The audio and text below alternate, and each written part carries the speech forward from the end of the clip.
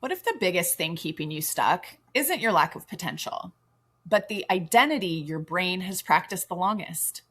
Because most self limiting beliefs don't sound dramatic, they sound practical, responsible, protective, even. I shouldn't get my hopes up. I'm just being realistic. I don't want to embarrass myself. I'm not naturally confident. I always quit anyway. But here's the problem: the brain believes what it experiences repeatedly. So if you repeatedly avoid, shrink, overthink, apologize, stay silent, or talk negatively about yourself, your nervous system collects evidence for the same identity over and over again. And eventually, the pattern feels permanent.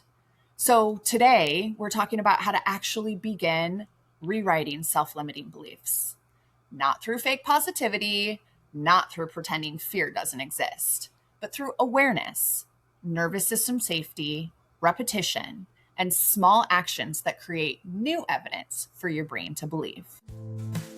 Every lesson is a lyric in the universal song. Oh, the lessons of the journey, I'll weave them in my song. Welcome back to Lessons of the Journey, the real life playbook. I'm Coach Nicole here with Coach Jen. Last week, we talked about where self-limiting beliefs come from, how the brain forms predictive patterns, how painful experiences shape identity, why the nervous system often prefers familiar discomfort over unfamiliar growth. And most importantly, we talked about the fact that many limiting beliefs began as protection. But today, we want to move into the practical side of this conversation because awareness matters, but awareness alone doesn't create change. You can understand your patterns deeply and still stay stuck in them because insight is the beginning of rewiring, not the completion of it. Real change happens when the brain starts collecting new evidence. And that's important because the brain trusts lived experience more than motivational thoughts. So today we're going to talk about how to identify self-limiting beliefs, how to recognize when they're running your behavior, and how to begin rewiring them in realistic, sustainable ways. Not overnight, not perfectly, but intentionally. Yes, love intentionality. So a lot of people think their problem is procrastination or inconsistency or lack of confidence or self-sabotage. But more often than not, those behaviors are symptoms of a deeper belief. Here's an example. If someone procrastinates because deep down they believe, if I fail, it will confirm that I'm not good enough. Someone might avoid dating because they believe, well, I'll eventually be rejected anyway. Someone might never post their work online because they believe, well, if people really see me, then they'll judge me. The behavior is visible. The belief underneath it often isn't. So the first step is awareness. And one of the simplest exercises you can do is finish this sentence. I can't blank because I am blank. What are some examples? Maybe I can't speak up because I'm awkward. I can't stay consistent because I'm lazy. I can't pursue that because I'm not capable enough.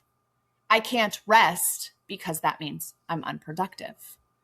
That second half reveals identity language. And identity language matters because the brain works very hard to stay consistent with the identity it believes is true. Get to the root of it. One of the most important mindset shifts is learning to separate objective facts from fearful predictions, because the brain often speaks in absolutes when it's trying to protect you. I always fail. I'm terrible at relationships. I'll never change. I'm just not disciplined. On the surface, these can feel like facts, but when you slow down and look more closely, most of them are actually interpretations. Predictions your brain has repeated enough times that they started to feel true. So instead of trying to force yourself to think differently, there are two simple steps that help you create awareness first. The first step isn't to fix the thought. It's just to notice it differently in real time. by adding one phrase, I believe. So instead of I will fail, I believe I will fail. Instead of I'm terrible at relationships, I believe I'm terrible at relationships. Instead of I never follow through, I believe I never follow through. That small shift matters because it moves the thought out of identity and into perception. And that's important because when something feels like identity, it feels fixed. But when it becomes a belief, it becomes something you can actually work with. And this idea is supported through decades of research in cognitive behavioral therapy, associated with Aaron Beck. CBT research consistently shows that the way we interpret experiences directly influences our emotions, behavior, and sense of self. Meaning, thoughts are not passive. They are part of the mechanism shaping how we respond to life. The goal of step one is simple. It's not to change the thought, but to separate yourself from it just enough to see it clearly. Yes, this is so important, especially because so many people sit in front of me and think that their feelings create their thoughts, when in fact, CBT is, of course, your thoughts, your feelings, your actions. Yes. So what you think creates the way you feel. How you feel creates your behaviors, and then you form your thought patterns based on those two. And people go, nah, I feel first. Your feelings are based on what you think. And so I love that. Yes, you got to separate it. And the separating between I think this and this is a fact. I don't think we do that. Don't believe everything you think. So true. This reminds me of Brene Brown, of course, and the stories we tell ourselves. One thing I do is, well, the story I'm telling myself is, I am believing it based on this story. And is this story even true? That's what we got to do, y'all. Ask what is actually true. Once you can see the thought as a belief and not as an identity, then you can begin gently questioning it. You can ask, is this objectively true? Or is this a learned belief that I've repeated over time? Because now you're no longer inside of that thought. You're just observing it. And from that place, you can start to soften it. For example, I always fail becomes I believe I always fail. And that can shift into I've failed at some things before.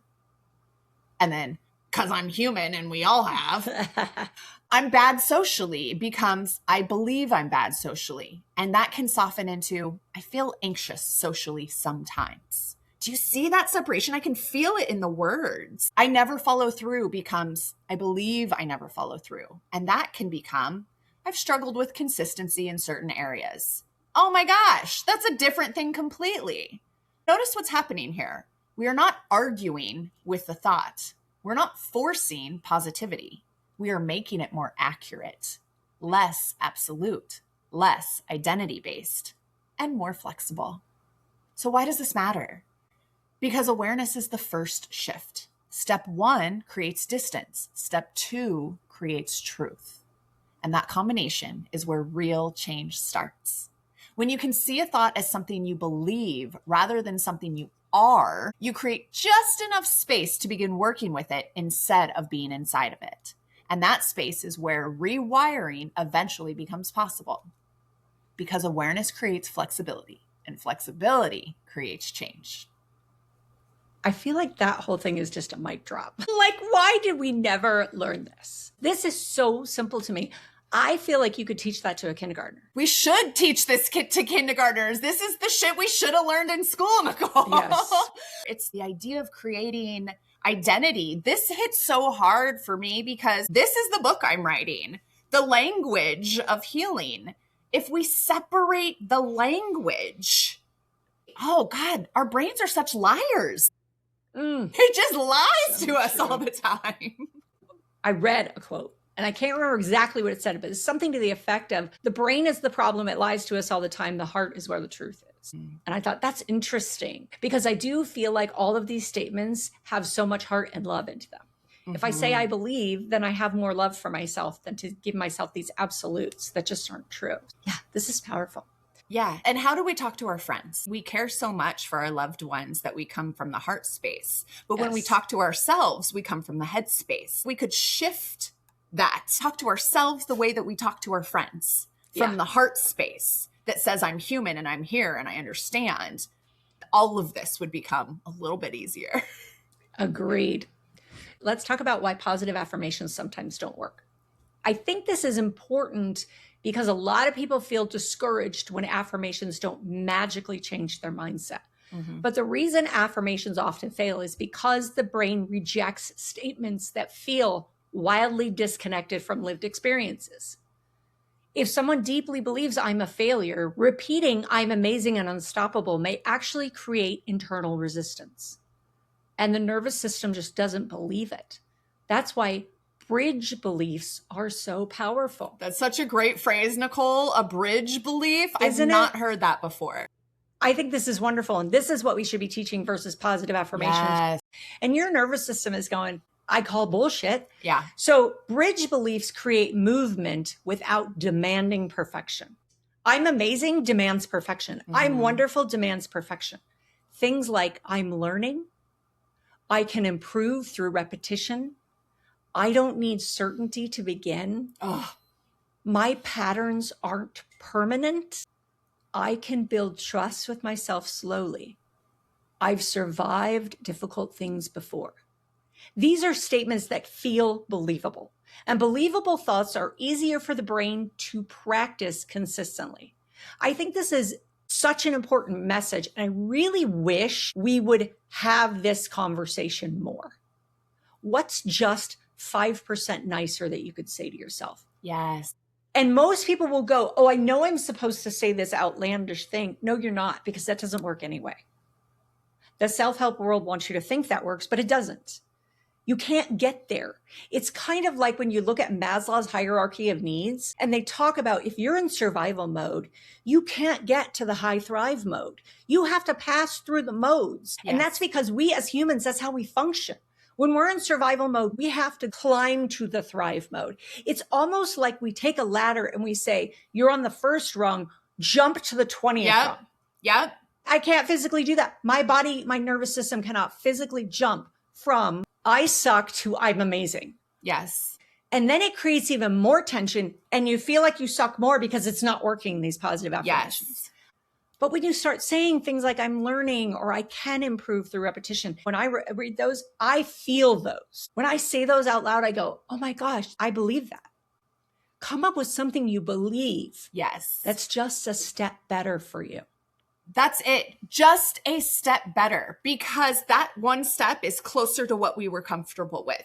And you already said, Nicole, our brain is looking to keep us safe. And that leap is not safe. I can't do that. Are you crazy? I would just rather stay here in my little sucky, unsafe place because it's comfortable and because I know it. And you want me to go where? Oh no. But if you want me to change a phrase, I can still see that safe, comfortable place. I might just try it. I might just step off into this little, and that's where the change begins. One rung. Climb that ladder one rung at a time. I love it. And that could be your next affirmation. Write it on your mirror. One rung today. That's it. You know what it means. You do not rewire beliefs only by thinking differently. You rewire them by experiencing differently, because the brain believes what it repeatedly experiences.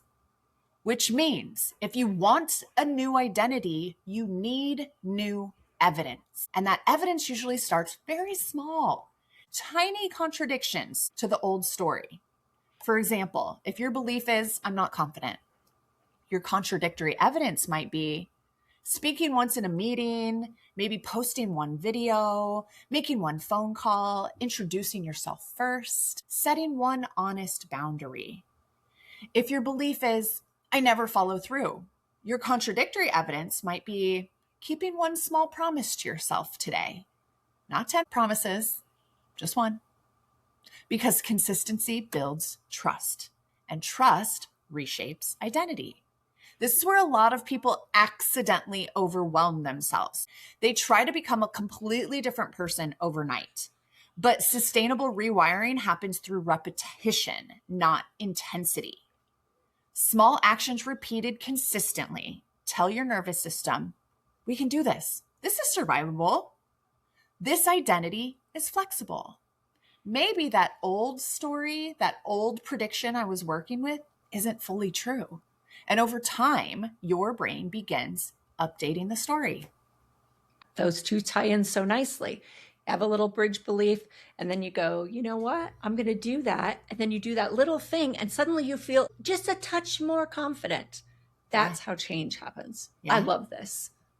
So I think one of the biggest misconceptions about growth is the belief that confidence comes first. People wait to feel ready, to feel certain, to feel motivated, to feel healed, to feel fearless. But behavioral psychology repeatedly shows that action often creates confidence, not the other way around. Action creates the feeling.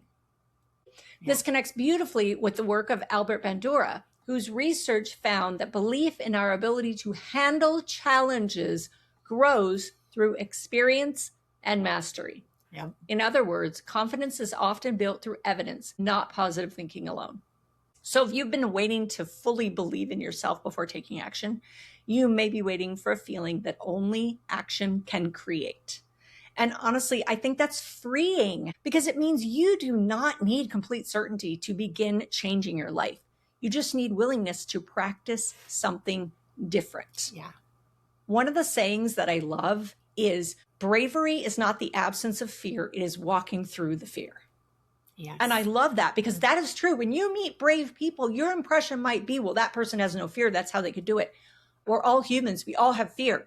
They walked through the fear. They said, I'm not going to let the fear stop me. And they made it happen.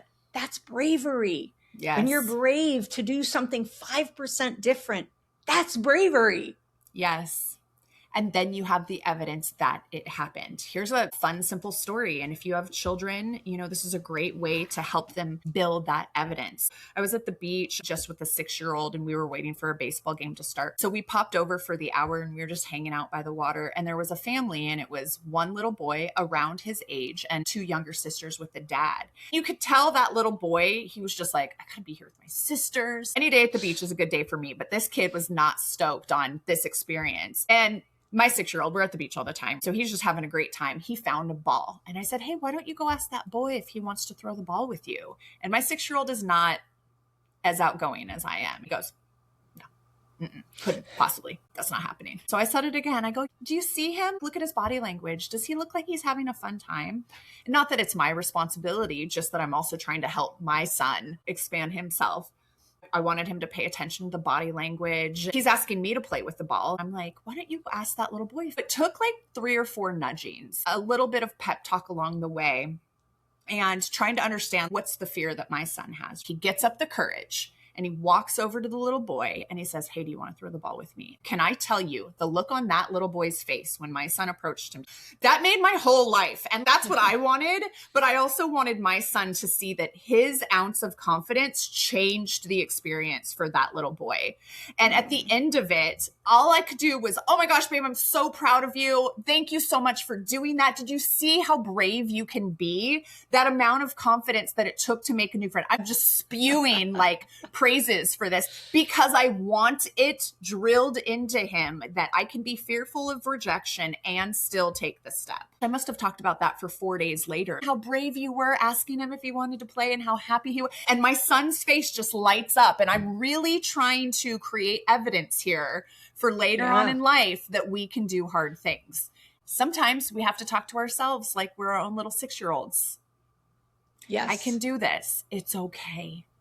Yeah. Okay. This is something for our listeners. Let's talk about a practical exercise. You can do it now. You can come back and do it later. Take a piece of paper, open your notes app, write down these 6 questions. Number 1, what situation triggers the most self-doubt in me? Number 2, what thought automatically appears in that moment? Number 3, what belief does that thought reinforce? Number 4, where did I first learn this belief? Number 5, is this belief objectively true or deeply practiced? And number 6, what is one small action that would challenge this belief this week? And make the action small enough that your nervous system can realistically tolerate it. If you come up with this pie in the sky and you could feel your body reject it, that's not the thing. One wrong. Yes.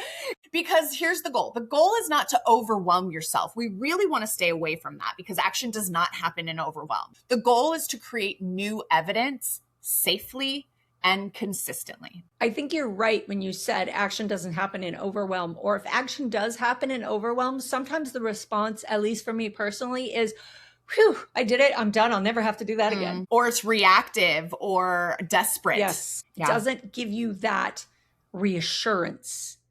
So I think one of the most healing things a person can realize is this: your self-limiting beliefs are not necessarily accurate reflections of who you are. Many of them are reflections of what you experienced, what you repeated, what you feared, and what your nervous system learned to expect. But the brain is adaptive, which means patterns can change, not instantly, not effortlessly, but intentionally. And maybe the most important thing to remember is this: you do not become a new version of yourself by hating the old one.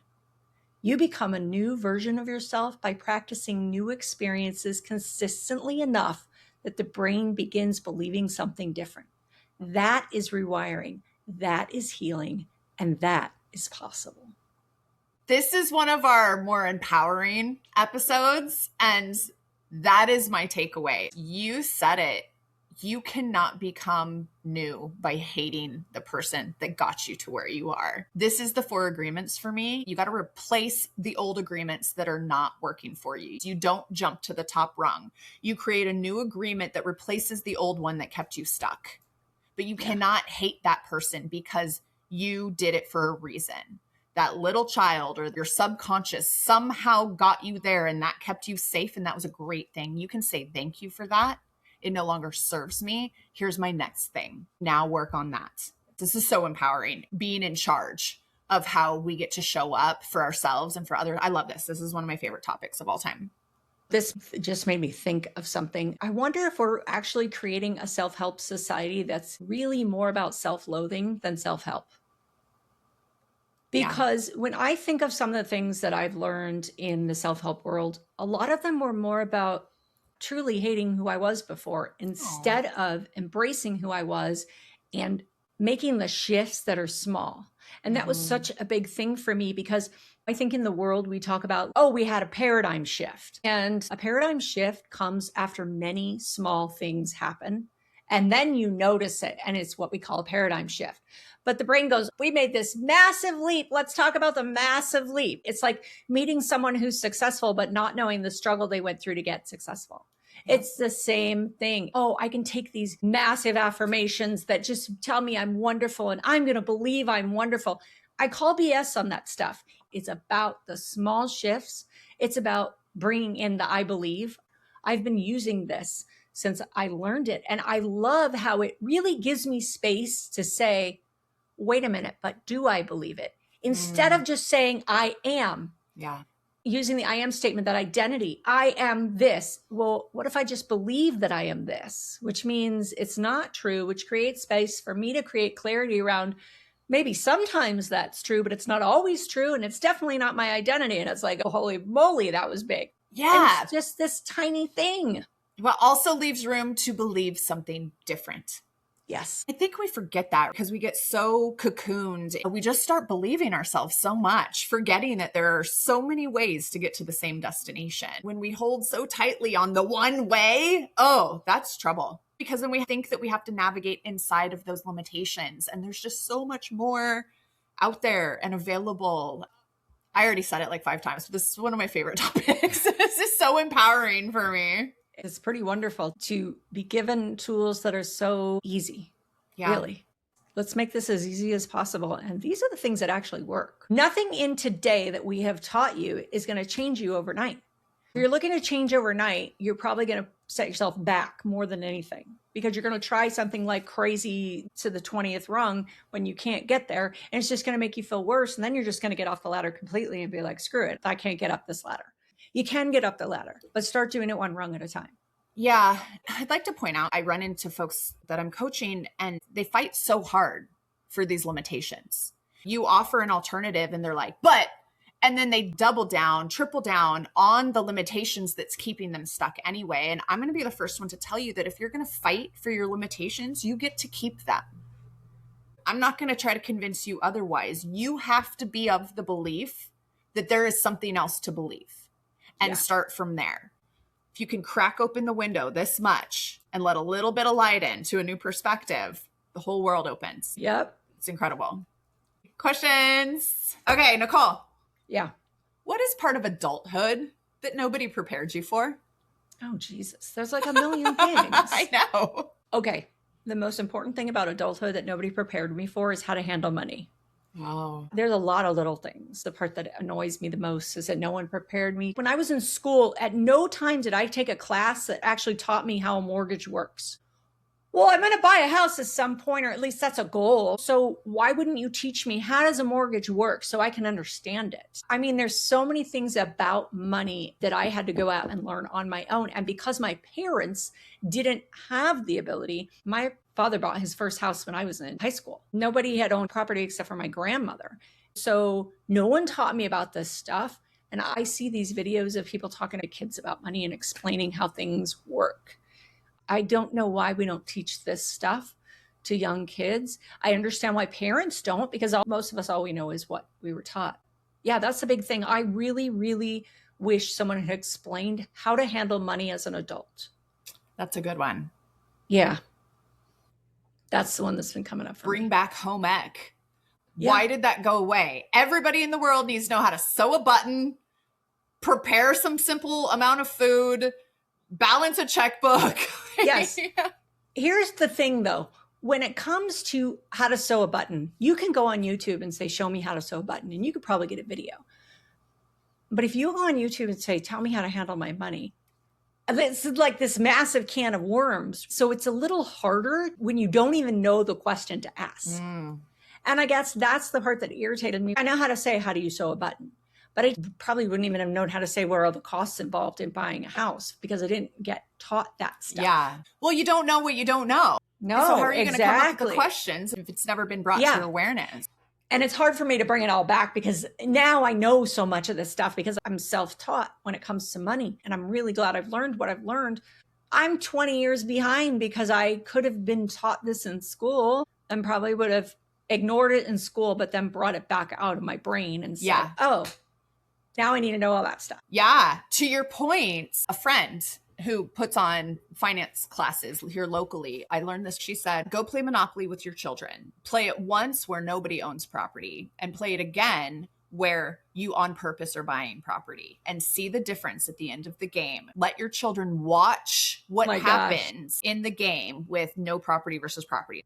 That's a really good idea. It is, because my kids are learning a lot. Now, the other thing that she said, which we did this past Christmas, we got it for our family. It's Robert Kiyosaki's Cash Flow. We bought that.